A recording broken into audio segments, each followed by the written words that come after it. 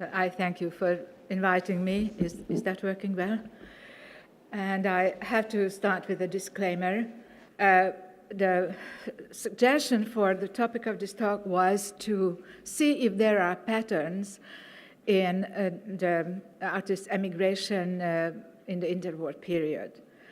And well, in order to see patterns, one should actually see the artists who emigrated. And it is such a number of artists that I can't even attempt to include everybody. So I really have to say that not everybody is going to be mentioned because it's just impossible. I mean, even the mere list would take more time than what I have. So the main point of examining the new situation in the international art world caused by the emigration of many artists in the wake of World War I is the questioning of the continued relevance of the concept of national art. How did emigres change the national narratives? Why did so many Hungarian artists emigrate? And now I'm going to talk about only those who emigrated in the interwar period. And as we know, so many emigrated later. So the dictionary definition of an émigré is an expat or an exile or a refugee. The concept and practice of emigration was new, generated by the post-World War I chaos and a redrawing of the map of Europe. The particular turns of history in Hungary, the war, the dissolution of the dual monarchy, the declaration of the Republic, and then the Communist Republic of Councils and its defeat, broke lives, careers, and increased hostilities between groups and individuals. Prior to World War I, large enclaves of British and Americans lived in France and Italy. Artists traveled a lot, but they were never considered émigrés. Picasso was a Spaniard living in France. Vincent van Gogh was a Dutchman living in France. Most of the Hungarian painters of the Group of the Eight, as well as others, spent time in Paris. Artists used to be wanderers in the West, all throughout the history. We know about. The cathedrals of Europe were built by wandering communities of builders, sculptors, and craftsmen. The Renaissance masters worked at various courts of various rulers. Art had been a special expertise throughout history that was often owned by the highest bidder, and borders were porous. The concept of emigration is related to the establishment of nation-states in the 18th and 19th centuries. The concept of national art histories emerging in relation to them.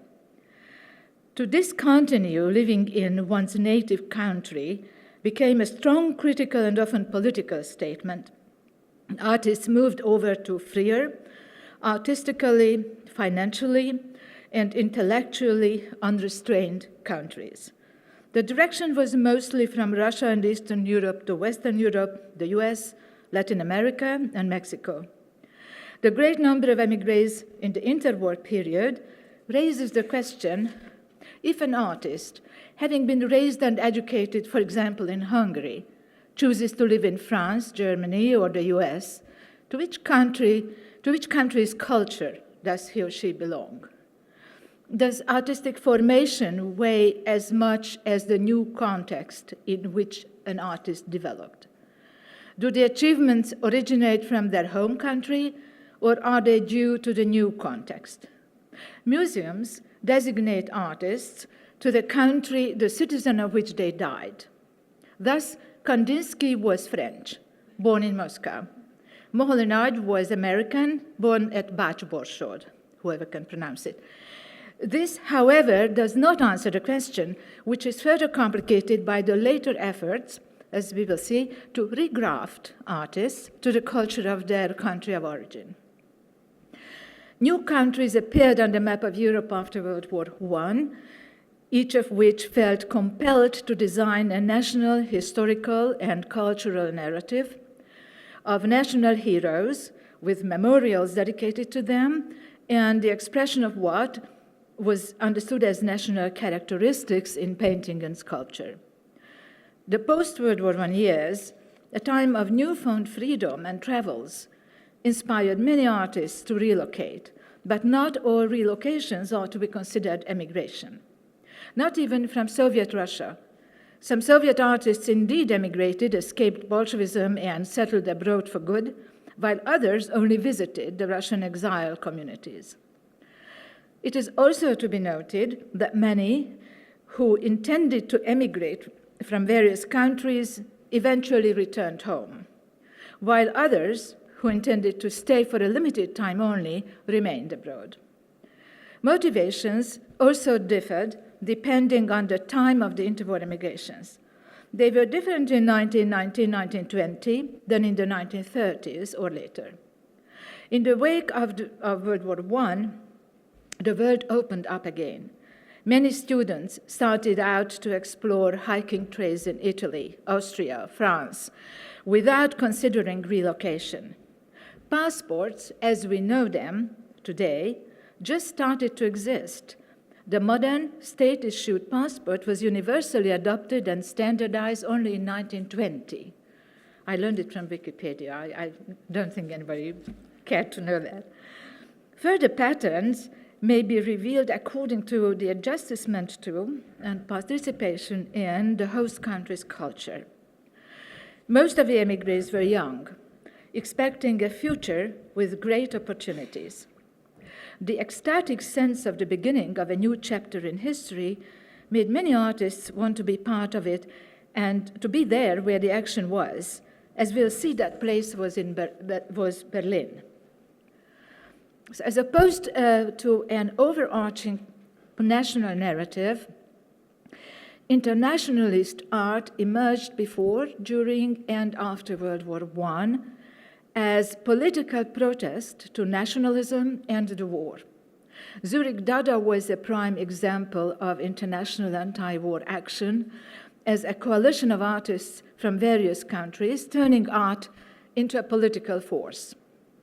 In Germany, Franz Pfeffert's journal, Die Aktion, inspired Lajos Kassák in Hungary to visualize and put in literary works the suffering caused by the war. His movement and the socialist attitude survived and continued in the 1918 Hungarian Republic and the short-lived Communist Republic of Councils, but all those artists and intellectuals who participated in the cultural life of these political formations, or could even be seen as sympathizing with them, had to escape from the retaliating right-wing regime of Admiral Horthy. This explains why, besides the Russian émigrés, Hungarians fled their country in the greatest number.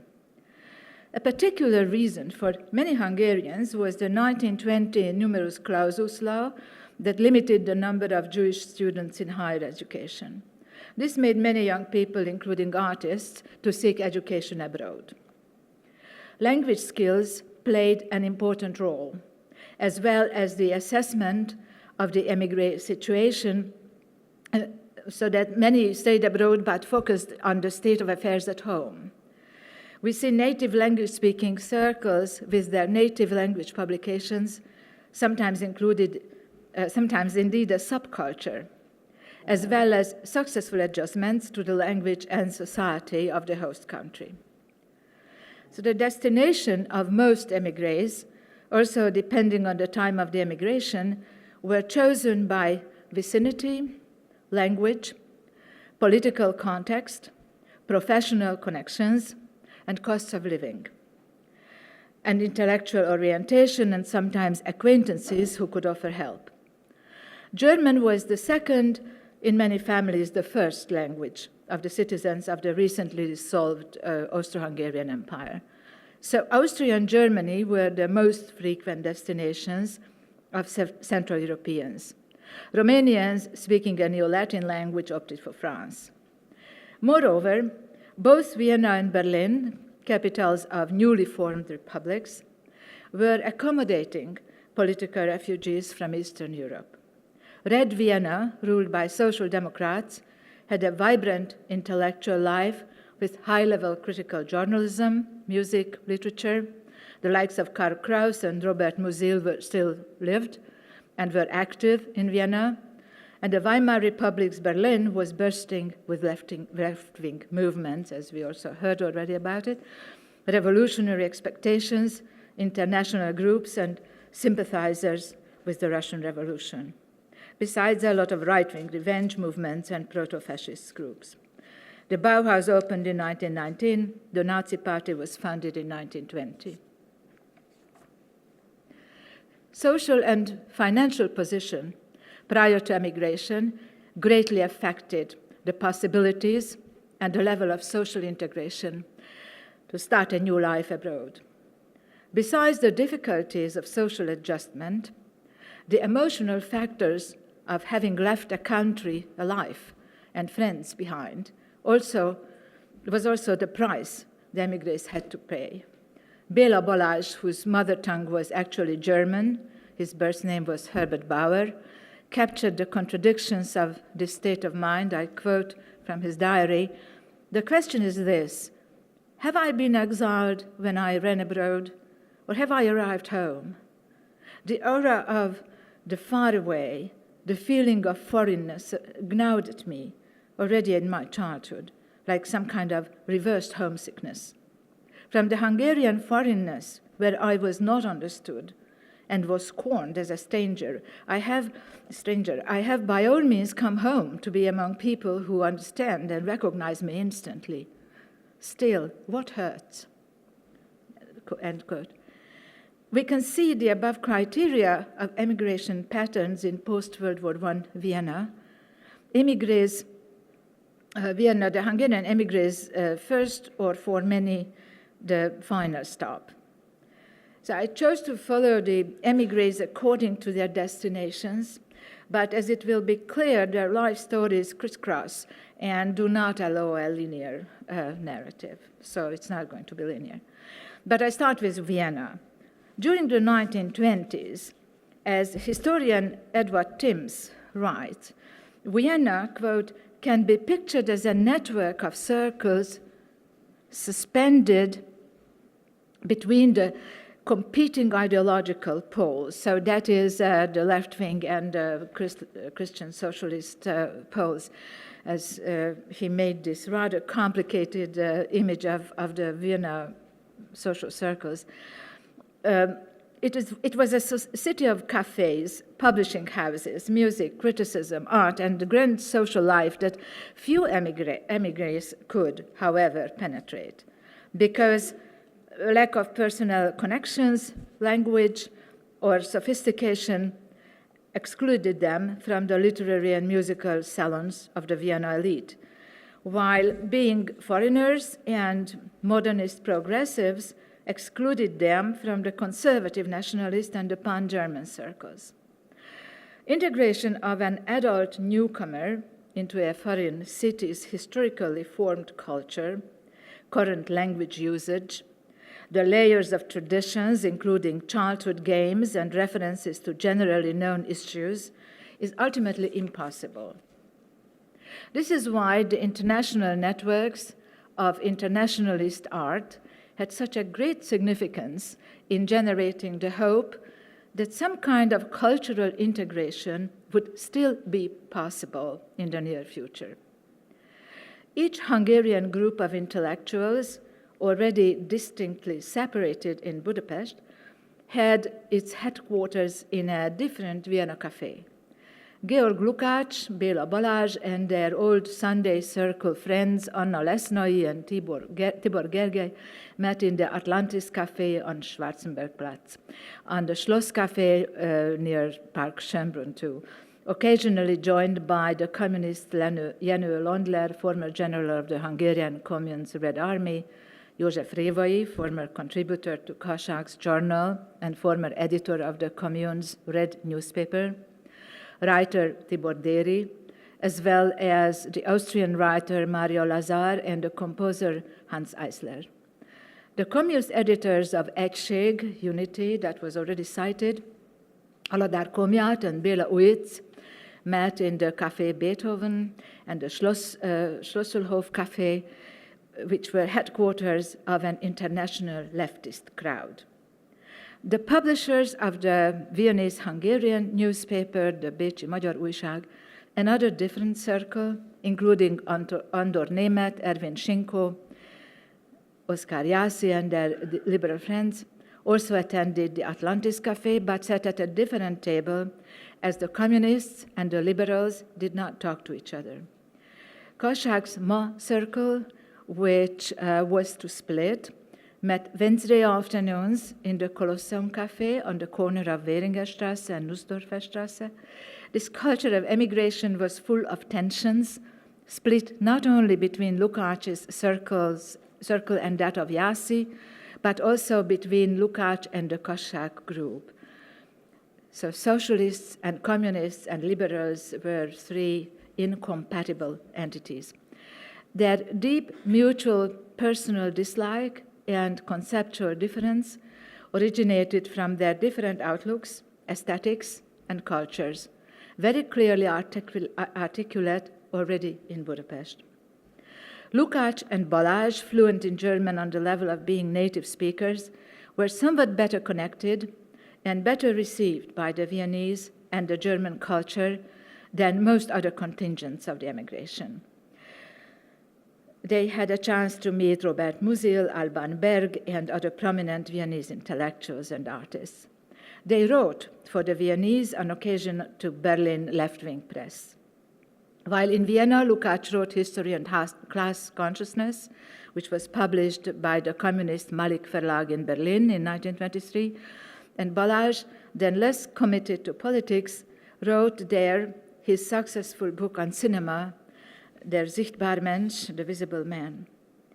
He was the film critic of the Vienna daily paper Der Tag, then went on to Berlin, where he lived from 1926 to 1930 as politically active, working, among other activities, as the leader of the Arbeitertheater Bundesdeutschland, the Workers' Theatre League in Germany, until in 1931 he emigrated to the Soviet Union, where he was teaching at the Moscow Film Academy and worked at the Moscow Film Studios, returning to Hungary in 1945.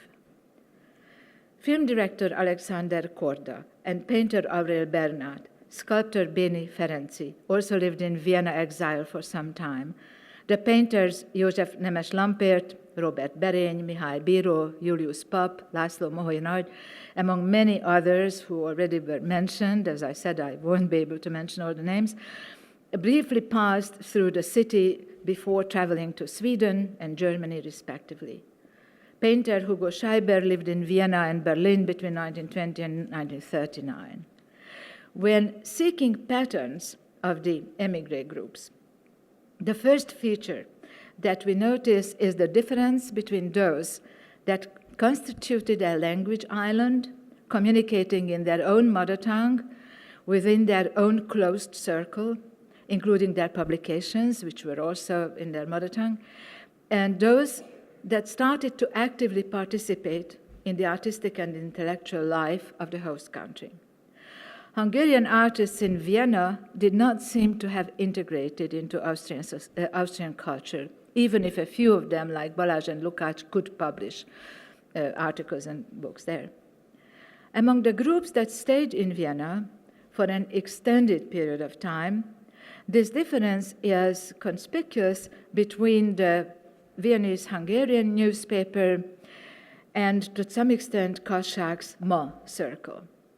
I say to some extent because while Kassák himself did not speak any foreign language and could not, and did not aspire to integrate into Austrian culture, while he also fully understood that integrating into the international avant-garde network was vitally important, requiring texts in German and translations from German, French, and Russian.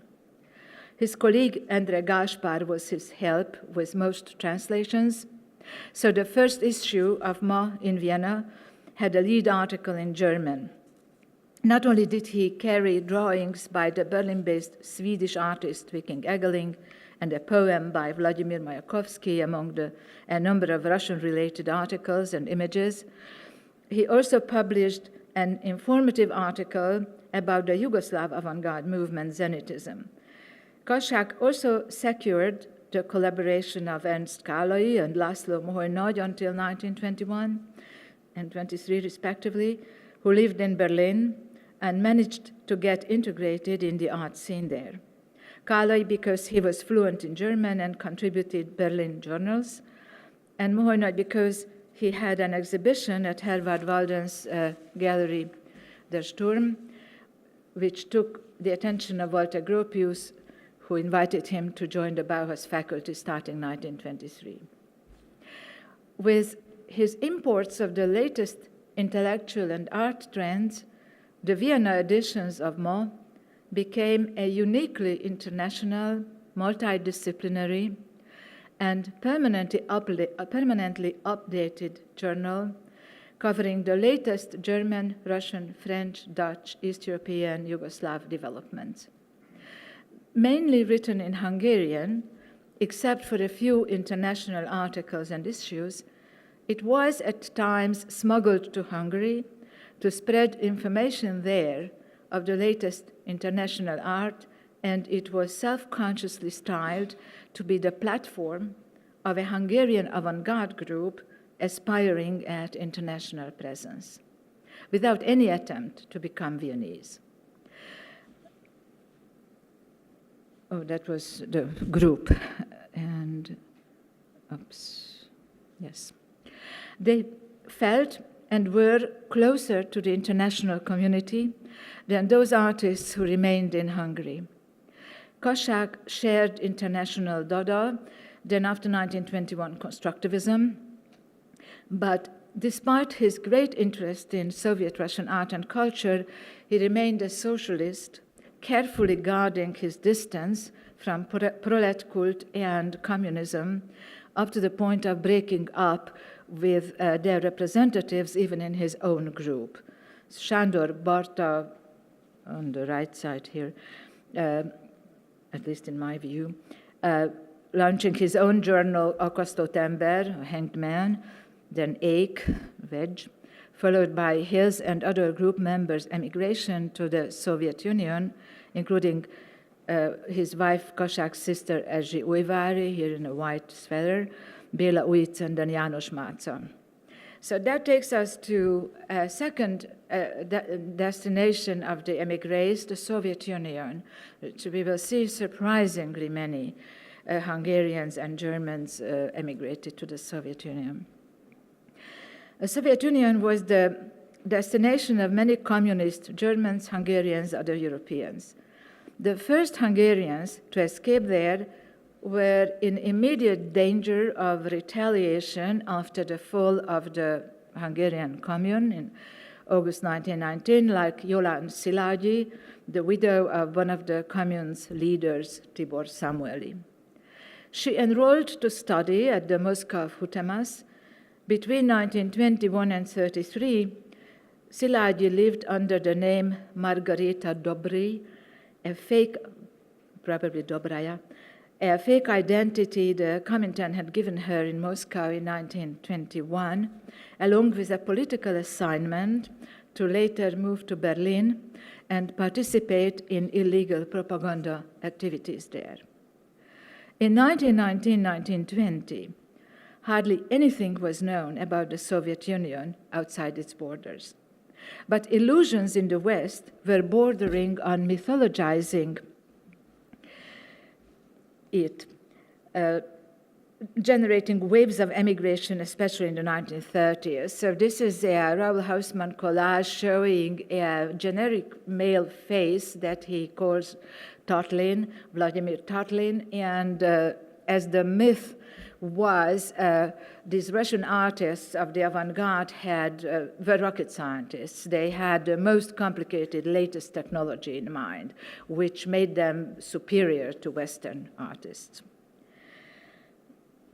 Having been fired as director of the Bauhaus in 1930, the Swiss architect Hannes Meyer chose to emigrate to the Soviet Union, followed by a group of his students, the so-called Red Brigade, including Hungarian students of architecture Tibor Weiner, who left the Soviet Union for Switzerland in 1934, migrated to Chile in 1939, and returned to Hungary in 1948.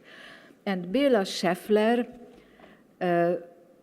who I think is on the one of the sides, who worked as an architect in Sverdlovsk in the Soviet Union, was arrested several times and was sentenced and killed in 1941.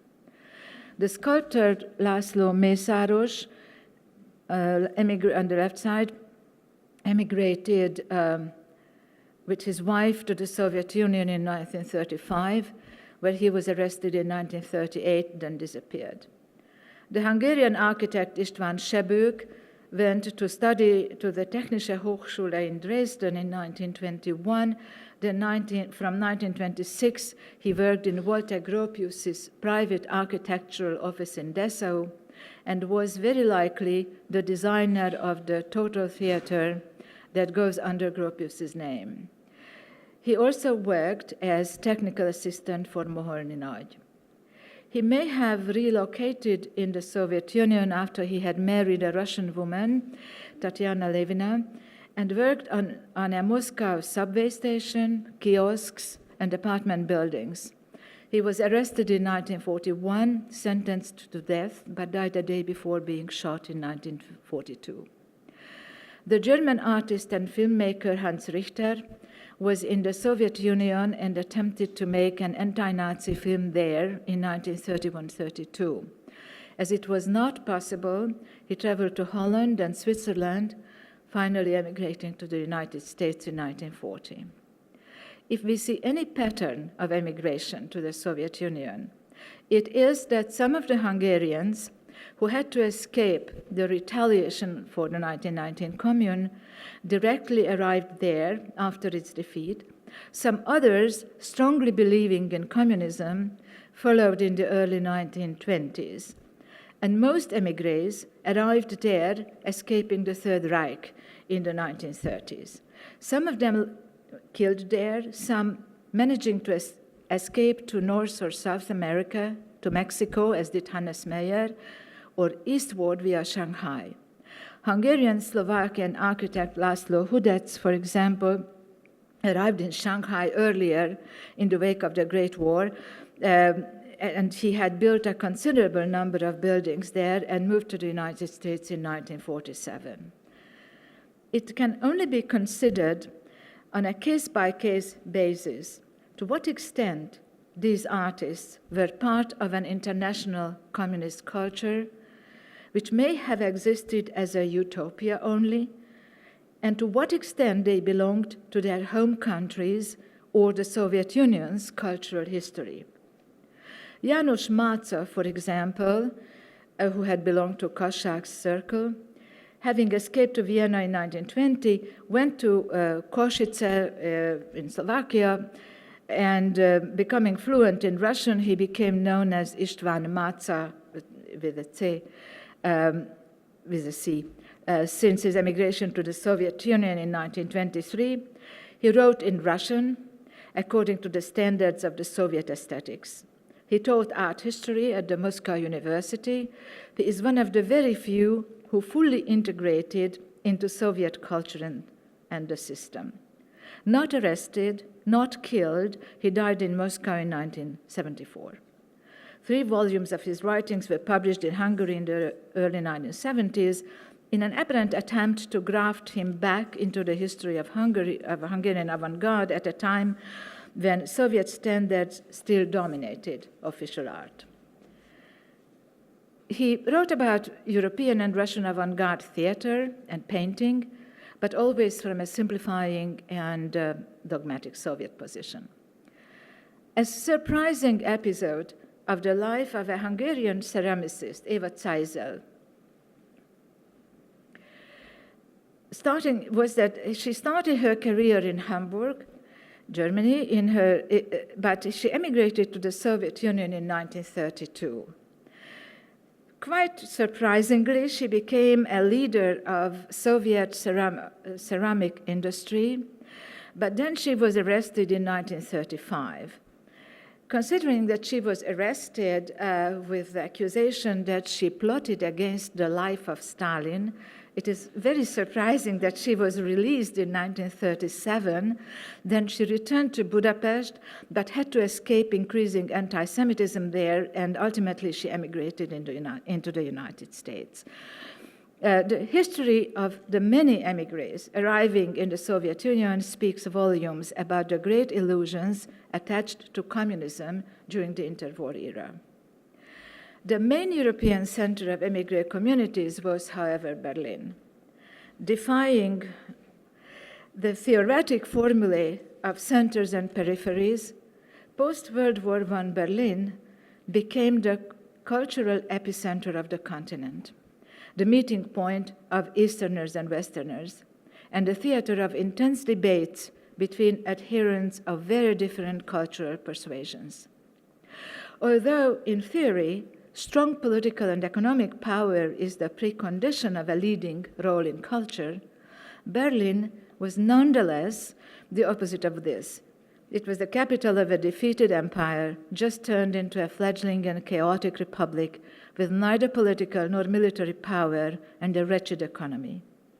Against these odds, however, Berlin emerged as the new cultural capital of Europe and the center of a new post-World War I political and cultural discourse. It became the crucible of Russian, East European, German, Scandinavian, and Dutch avant-gardes, the leftist art community, and as said before, the world revolution was expected to happen there. It was a magnet because of this expectation. Material conditions there greatly differed from those in Russia. In Germany, the industrial infrastructure was arrested for only a short period after World War I. The new technologies underpinning the development of mass production and design were in place. In 1920-21, Berlin was still politically chaotic. The grasp of the Social Democrats on power was far from unequivocally recognized, let alone expected by the society as a whole. Revanchist nationalism, as well as Spartakist legacy of Liebknecht and Rosa Luxemburg, lingered on, and so did faith among leftist intellectuals that an imminent world revolution would bring the global victory of communism. The progressive artists community was much more ready to embrace communism in Berlin than in Vienna. But they constituted a thin minority, which is not always said in so many words. Even for them it was, as George Gross says in his autobiography, a misunderstanding of the international crowd of artists and émigrés, a typical misreading of the Berlin reality that the city was the center of an equalitarian future. So this is what George Gross wrote retroactively. Foreigners who visited us at that time, after the war, were easily fooled by the apparent light-hearted, whirring fun on the surface, the so-called freedom and the flowering of the arts. But that was really nothing more than froth. Right under that short-lived, lively surface of the shimmering swamp was fratricide and general discord, and the regiments were formed for the final reckoning. End of quote. I think that's very revealing.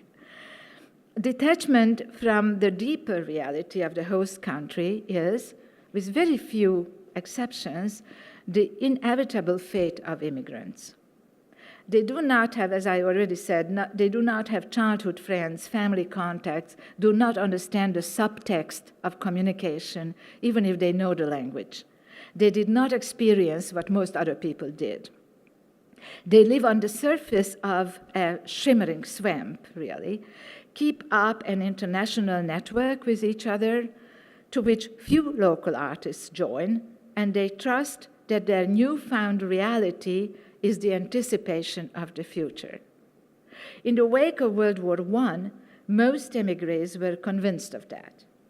They were, however, in close contact with such local artists who were also rebellious and stood against the political system, even that of the Weimar Republic, that they did not find left-wing enough. as a group photo of the International Congress of Constructivists and Dadaists in Weimar in 1922 shows they were few in number and mixed for the common purpose. So if you read the names, you see the internationality of that group. During World War I, German cultural institutions were established as a support of the war effort, but also as the basis of a possible future friendly contacts with other, mostly neutral countries, should Germany lose the war.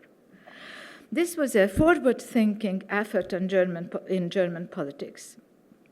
I quote Hubert van den Berg's groundbreaking essay on the operations and the nature of such efforts, which indicate that some post-war developments that also affected immigrant artists had been rooted in the carefully planned and practiced wartime activities.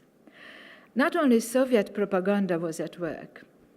Kulturpropaganda was initiated, I quote Hubert van den Berg's article, and orchestrated by the German Foreign Office, which pursued the work of cultural agents as politically autonomous while being used by the German propaganda machine.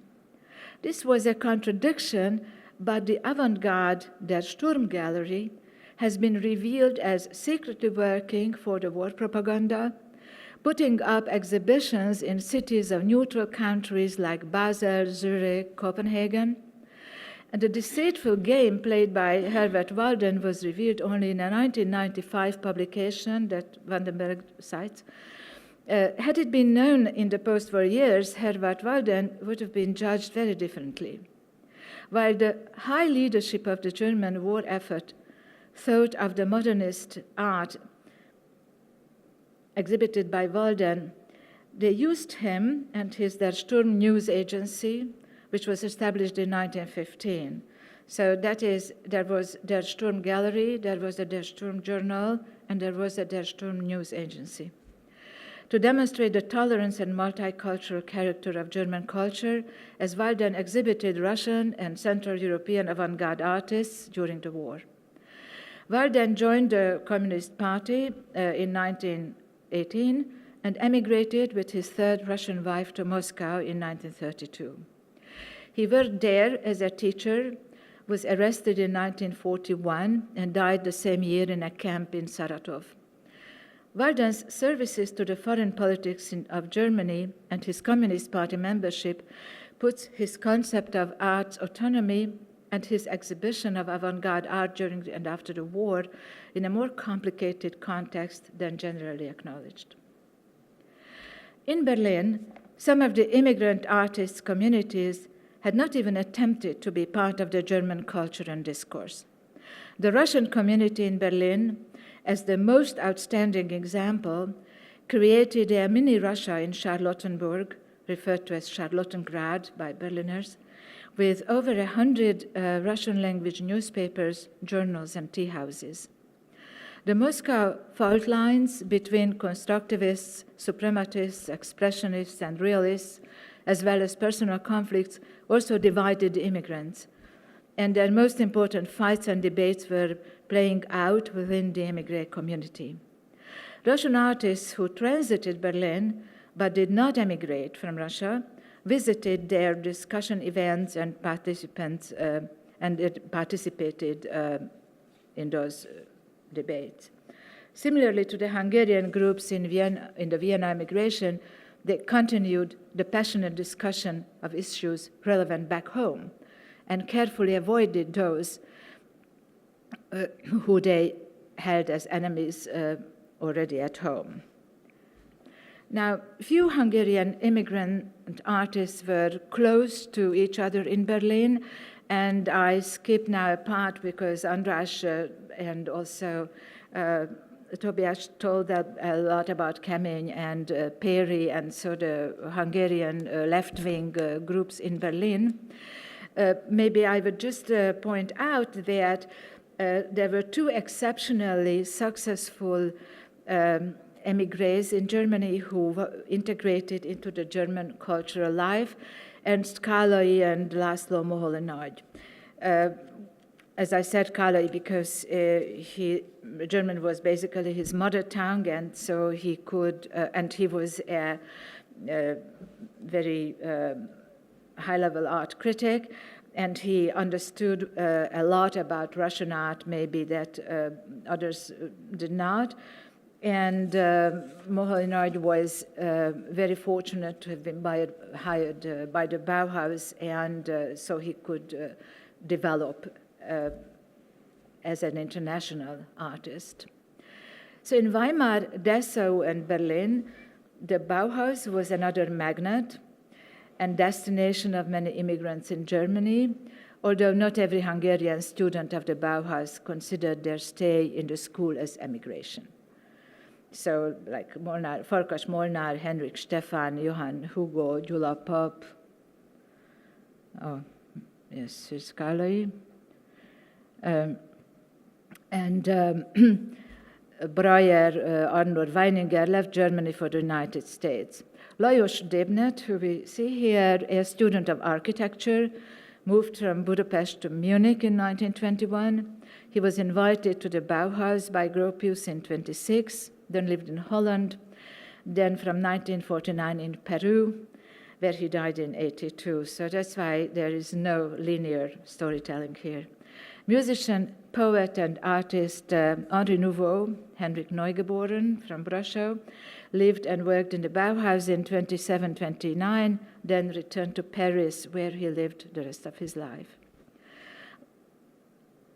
The international crowd in Berlin in the wake of World War I also included Hungarian artists Tihanyi Berin, Bernát, George Kepes, and many of them continued to the United States.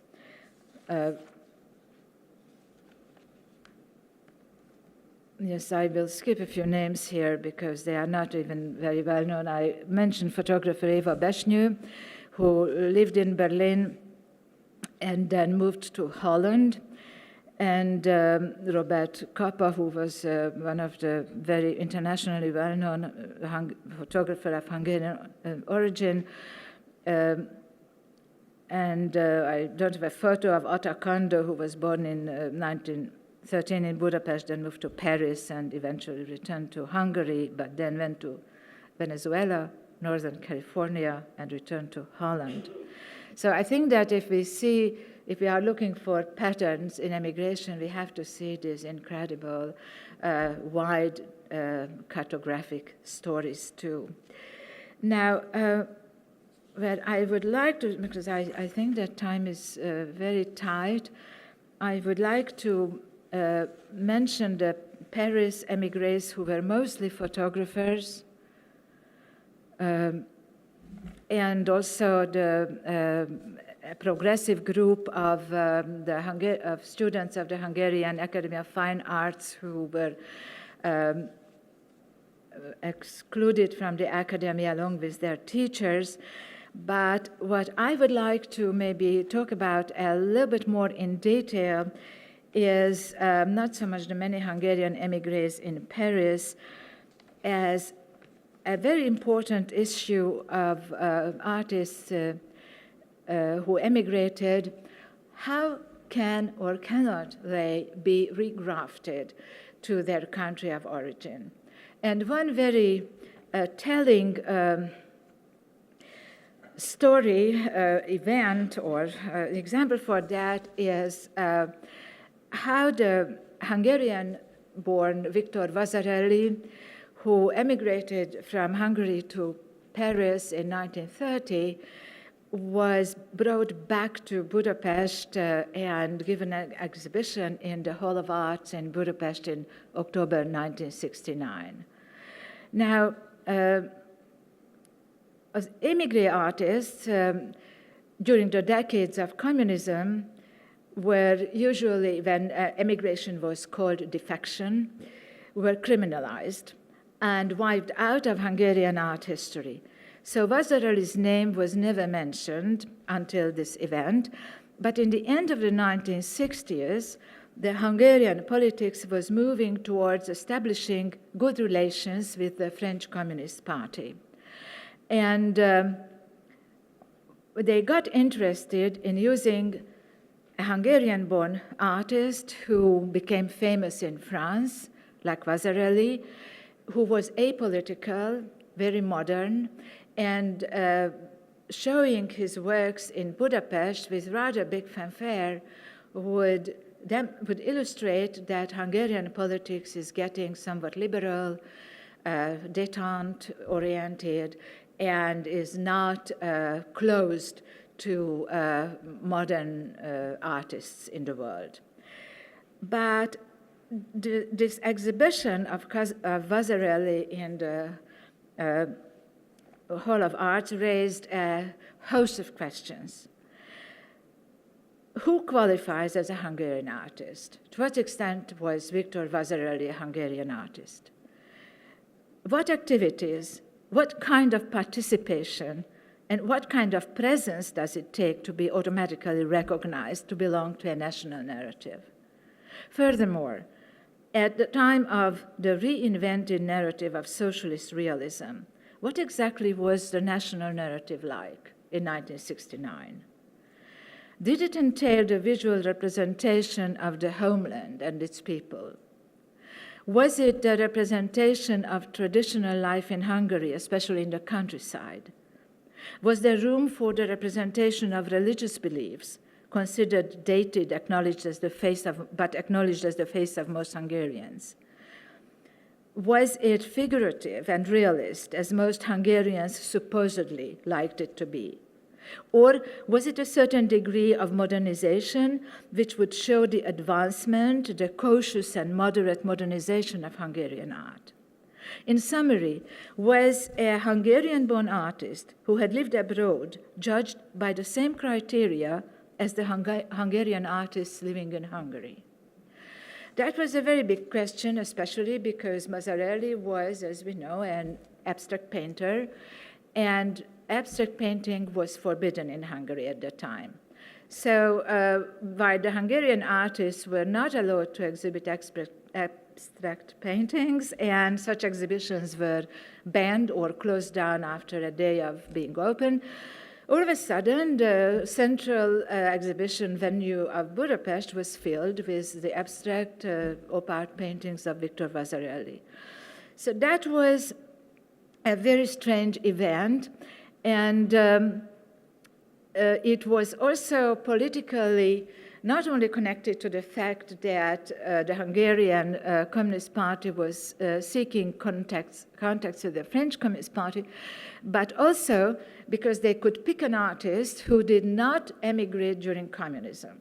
So since Vasarely emigrated in 1930, he emigrated from the right-wing Horthy regime, and that put him in a very different light.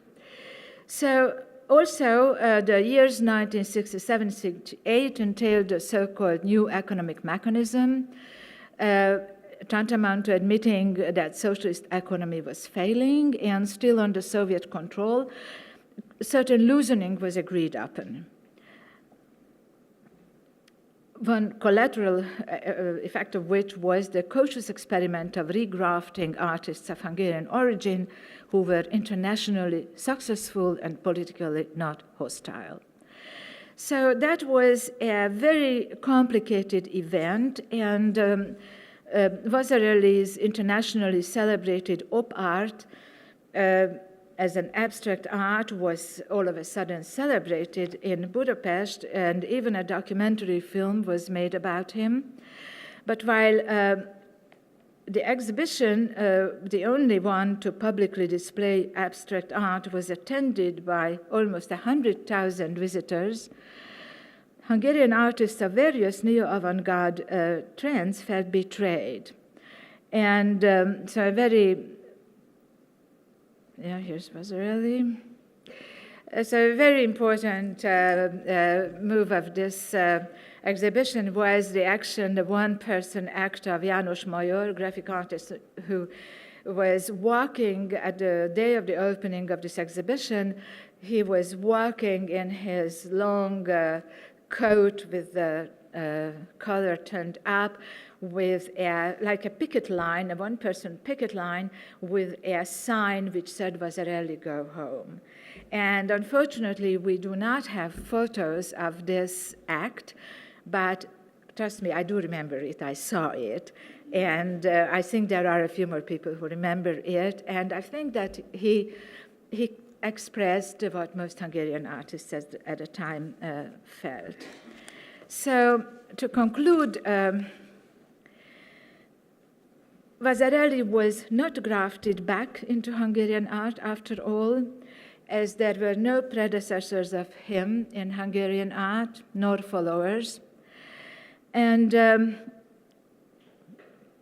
this can be said about most other artists of Hungarian origin whose career developed in another country, another culture, whether successfully or not. Exhibiting their works created abroad, back in Hungary, may inspire, so this is on the positive side, may inspire or even influence young artists in Hungary today who can now see those exhibitions, can get acquainted with the work of artists who were outside Hungary for 7 decades, but all of a sudden can be seen here, and thus bringing widely extended fields of visual creations and ideas that had been missing from Hungarian art. So I think that at this point I would close and thank you for your attention and patience for this, and maybe if you have questions or see controversial ideas or concepts here, then please.